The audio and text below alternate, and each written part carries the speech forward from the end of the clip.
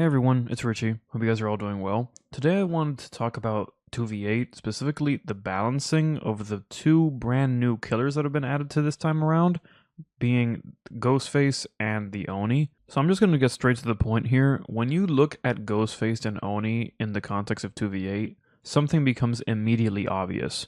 The fact that there are 8 survivors instead of 4 directly hurts the Ghostface and directly helps the Oni.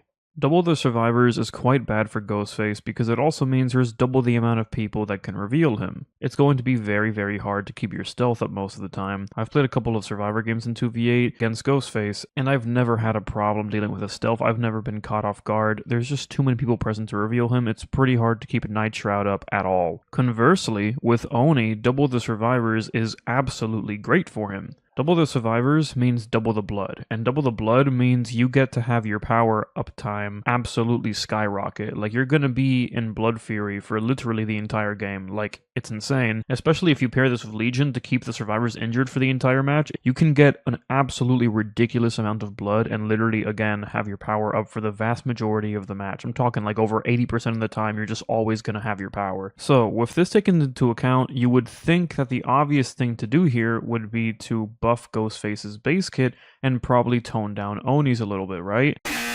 Wrong. For some reason, Behavior decided it would be a great idea to do the exact opposite? Not only did Ghostface not have Night Shroud changed at all, meaning it's still dirt easy to reveal him, especially with 8 people in the game, but his exposed actually got nerfed for some reason. The exposed duration is only 30 seconds now in 2v8, and I guess I could see kind of where they're coming from with this, since, of course, your teammate as killer can use the exposed to their advantage to insta-down people, but Ghostface can only stalk groups of survivors at the same time and only expose people individually. If we were talking about Myers that exposes everyone for 1 minute, I could maybe see an argument as to why this would make sense, but with Ghostface it makes absolutely no sense. It was completely and totally unnecessary. On top of this, the buff that he gets in 2v8 is a 10% haste in Night Shroud, and normally I would say that 10% haste is incredibly substantial and game-changing, but in this case, it's tied to a power that he's not going to be able to keep like 75% of the time because people are just going to reveal him. Yeah, good luck using this in chase literally at all when there's 8 survivors in the map to reveal you. Even if the person that you're chasing doesn't reveal you, there's probably 3 other people nearby that will. So this 10% haste is kind of useless to me. And Oni? Oh, here's the best part.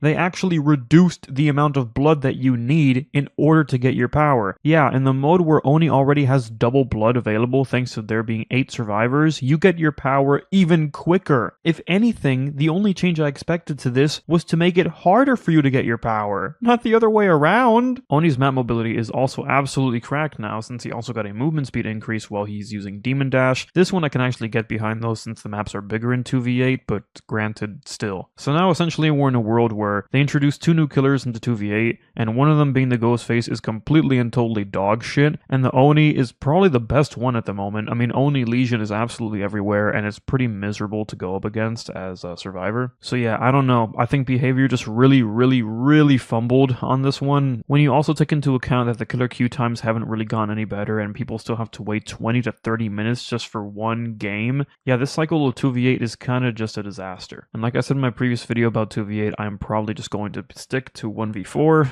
gonna enjoy the normal queue times while I can before Springtrap comes out and completely ruins the killer queue for the next 2 months, but oh well, that's kind of inevitable. But yeah, what do you guys think about the Oni and Ghostface for this new cycle of 2v8? I'm just gonna be sitting here waiting for the Five Nights at Freddy's chapter, personally. That's gonna be it for me though, guys. I'll see you guys around. Take care. Thanks for watching.